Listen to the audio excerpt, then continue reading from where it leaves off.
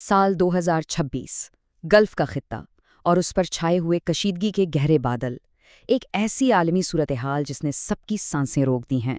اس تجزیے میں ہم مختلف رپورٹس اور حقائق کو سامنے رکھتے ہوئے اس کمپلیکس جیو پولیٹیکل سچویشن کا بالکل غیر جانبدارانہ جائزہ لیں گے۔ آئیے دیکھتے ہیں کہ آخر آسمانوں اور سمندروں میں اس وقت چل کیا رہا ہے۔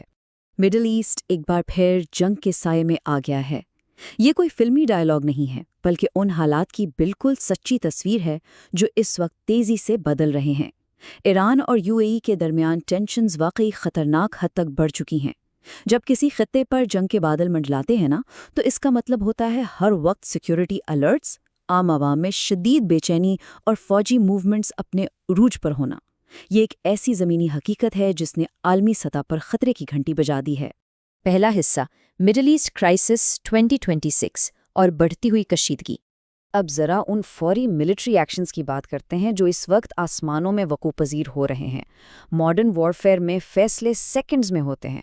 گلف نیوز کی ریسنٹ رپورٹس کے مطابق سچویشنز بہت والیٹائل ہیں۔ ملٹیپل میسائل تھریٹس انٹرسیپٹ کیے گئے ہیں، ڈرون سٹرائکس کو ناکام بنایا گیا ہے اور پورے ریجن کی سیکیورٹی کو ہائی الرٹ پر رکھا گیا ہے۔ یہ حقائق واضح کرتے ہیں کہ دفاعی نظام اس وقت مسلسل حرکت میں ہے۔ ہم یہاں صرف دھمکیوں کی بات نہیں کر رہے ہیں، بلکہ ایکچول ملٹری انگیجمنٹس کی بات کر رہے ہیں جو ڈیلی بیسس پر ہینڈل کی جا رہی ہیں۔ دوسرا حصہ، ابنائے ہرموز کا خطرہ اور عالمی تیل کی فراہمی۔ آسمان کی ان سچویشن سے ہٹ کر اب ذرا سمندر کی طرف دیکھتے ہیں۔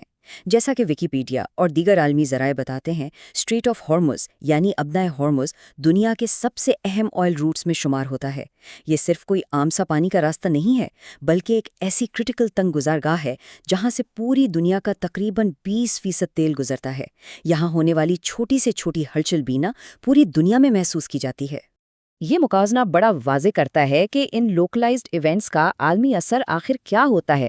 ایک طرف تو یہ محدود لگنے والی فوجی کارروائیاں ہیں، لیکن دوسری طرف ایکسپرٹس لگاتار وارن کر رہے ہیں کہ اس وائٹل اسٹریٹ میں ٹینشن بڑھنے کا مطلب ہے شپنگ روٹس کا ہیویلی متاثر ہونا۔ اور ظاہر ہے، جب شپس نہیں چلتے تو گلوبل آئل پرائسز اچانک آسمان سے باتیں کرنے لگتی ہیں۔ یہ ایک ایسی چھوٹی سی چنگاری ہے جو عالمی لاجسٹکس اور انرجی سپلائیز کے پورے نظام کو ہلا کر رکھ سکتی ہے۔ تیسرا حصہ، یو اے ای کا دفاع اور ان کی دفاعی حکمت عملی۔ ان سنگین تھریٹس کے جواب میں رائٹرز کے مطابق یو اے ای گورنمنٹ کا ایک بہت واضح اور آفیشیل سٹینس سامنے آیا ہے: defence partnerships and security decisions are a sovereign right, یعنی کسی بھی ملک کا اپنے دفاعی معاہدوں اور سیکیورٹی فیصلوں پر پورا اور خود مختار حق ہوتا ہے۔ اس وقت ریجنل ڈیفنس سسٹمز نہ صرف ہائی الرٹ پر ہیں، بلکہ پڑوسی گلف کنٹریز بھی اس ساری سچویشن کو بہت کلوزلی مانیٹر کر رہی ہیں۔ یہ اس بات کا واضح پیغام ہے کہ حفاظت کے لیے ہر ضروری قدم اٹھایا جا رہا ہے۔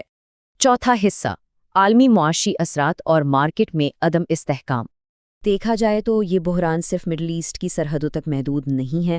کانڈے نیسٹ ٹریولر مڈل ایسٹ کی رپورٹس کے مطابق ہم اس عالمی ڈومینو ایفیکٹ کو 4 مین کیٹیگریز میں باندھ سکتے ہیں۔ پہلا، لاجسٹکس، فلائٹس کی آمد و رفت متاثر ہو رہی ہے جس کا ڈائریکٹ اثر عالمی سفر پر پڑتا ہے۔ دوسرا ہے انرجی، آئل مارکیٹس اچانک انسٹیبل ہو گئے ہیں جو پریکٹیکلی ہر چیز کی قیمت بڑھا دیتا ہے۔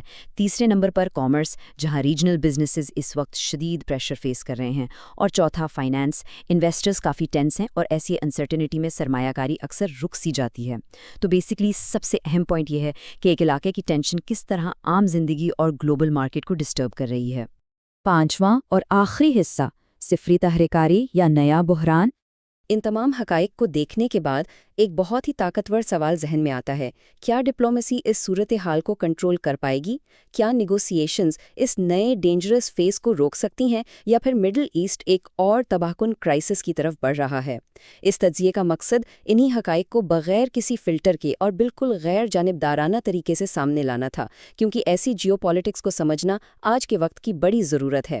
اب وقت ہی بتائے گا کہ آنے والے دن اس خطے اور پوری عالمی معیشت کے لیے کیا نیا رخ اختیار کرتے ہیں۔